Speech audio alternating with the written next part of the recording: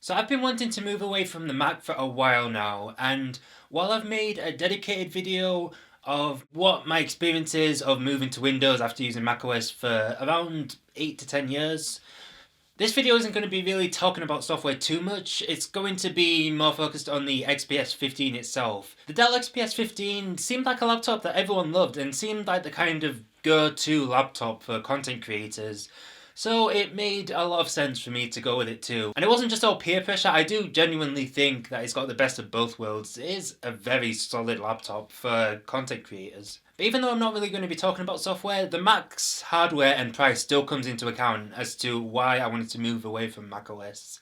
I won't talk about this for too long because I know it's a talk to death topic. But the thing is that if I was going to go for a Mac that was of the same configuration, I would be looking at around £3,119 compared to around £2,000 for this laptop. And that's not taking into account the sale that was on this laptop because Dell always seem to be having sales, which brought this laptop down to £1,772, which for the specs it's got, for the screen it's got, for all the stuff that I'm going to go into, is actually a pretty good price for the laptop. The second thing is hardware, and I do go over this a bit in the other video that I put out, but basically, I couldn't live with USB-C. Well, I'd be able to live with USB-C obviously, but not just that on a laptop. That seems pretty ridiculous to me. This laptop has a SD card slot, a HDMI port, USB ports, which I can't believe I have to say that nowadays, and a headphone jack, which I'm surprised the Mac still has somehow. I wouldn't be surprised to get rid of it soon. And on top of that, it also has this nice little battery indicator, which the old Macs used to have, which I did miss when moving over to the Retina MacBook Pro. It's nice to see it back because when you pick up your laptop, if it's sleeping or something like that, you'd have to switch it on to see what the battery life is. It's a lot handier than you probably think. And there's also some little features here and there that make using a laptop that much better. For example, one I really like is that there's a function lock button if you press function and then the escape key. And yeah, that basically does the same thing as you can do on the Mac, which is switching the function keys to be media keys. That's not really too special. But the little thing that I like is the fact that when you do Alt and F4, you don't have to press function and F4. It just knows to close the app and not use that button as a media button when you're using it in that combination.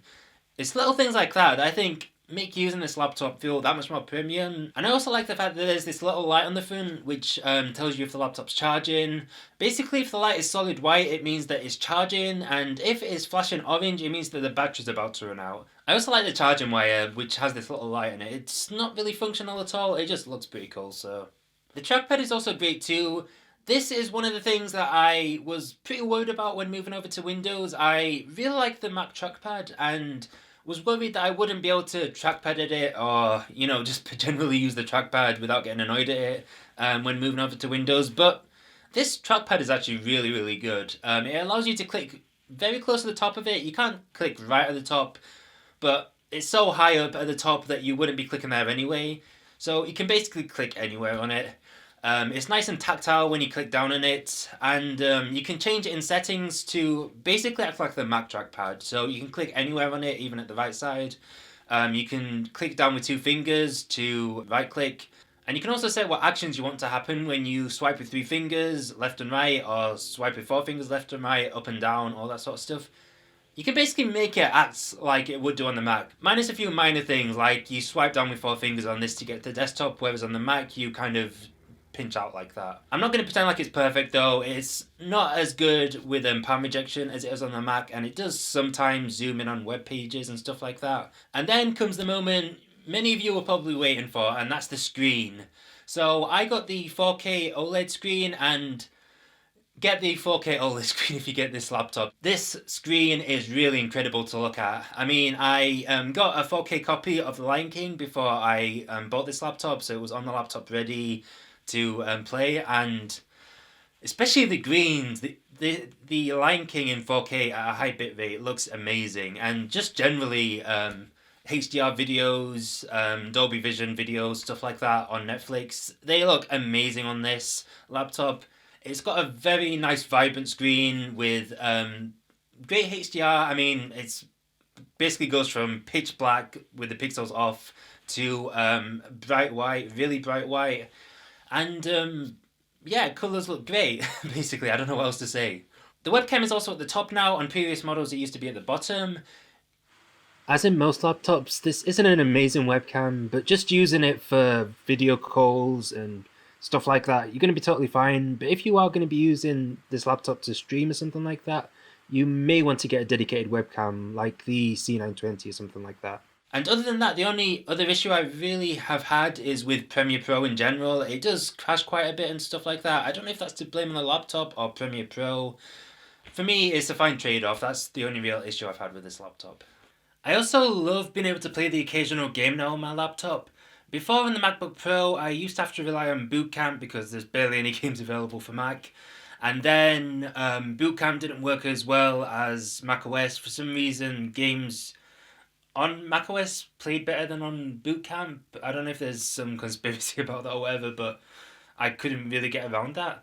And yeah, I can just play a game on the Windows without having to go into anything else. At the moment, I've been playing a lot of Surviving Mars, and that's worked perfectly fine at 4K. I've also played City Skylines, Subnautica, and Oxygen Not Included. Again, those all work fine at 4K. Generally, games work perfectly fine as long as you have them on a table. If you put them on your lap, the fan's going to be obstructing them. But yeah, generally, I was getting 60 frames per second on 4K. Without touching the settings at all. But I mean, the settings aren't right at the bottom either. They're like a place where the visuals look very, very nice. So yeah, if you want to play the occasional game on this laptop, you can do it. For Premiere Pro or anything else that relies on the processor, this is a great laptop to go for. It's got the i7 9750H octa-core processor, which is really nice. I didn't go for the i9 version because some people said there was issues with thermal throttling, and basically it wasn't worth the extra money because of that. But yeah, I'm really happy with the i7 processor. It's great to be able to put Warp Stabilizer, for example, on a video and just see it flying through, and to have renders finish a lot faster. And this is all coming from a guy who, as I said, used macOS for the past 7 to 10 years or something like that, and I literally never thought I'd move away from the Mac. I thought, that's it, I'm on the Mac train now, macOS is amazing, I'm never going to go away from this. So, if you are going to be getting a new laptop soon and you're in the market for a MacBook Pro or something like that, I'd say to really consider your options.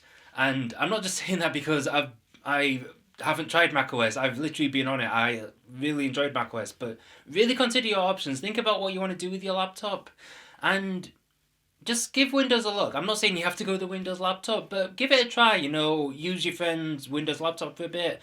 As I said, I've done a whole separate video for that, so that's going to be linked in the card up there, as well as in the description, so you can see more about my thoughts on Windows now.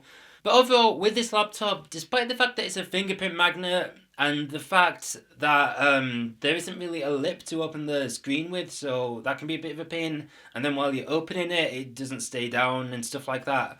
It's not that well weighted at the bottom. Despite those kind of minor things, this laptop's basically everything that I wanted in a laptop. It's got a graphics card that's good enough to do the occasional gaming session. It's got a great processor. It's got a really nice screen. I mean, it's just basically everything I wanted. It's also got an SD card reader, of course, too. That's another thing. Everything I wanted in one package. This is basically the perfect laptop for me, and that's why content creators love it. So, if you're a content creator, I'd definitely recommend it. If you do want to check this laptop out for yourself, I will have an affiliate link in the description down below. If you use that, it will help me out. Obviously, you don't have to pay anything extra or anything, it's just a link.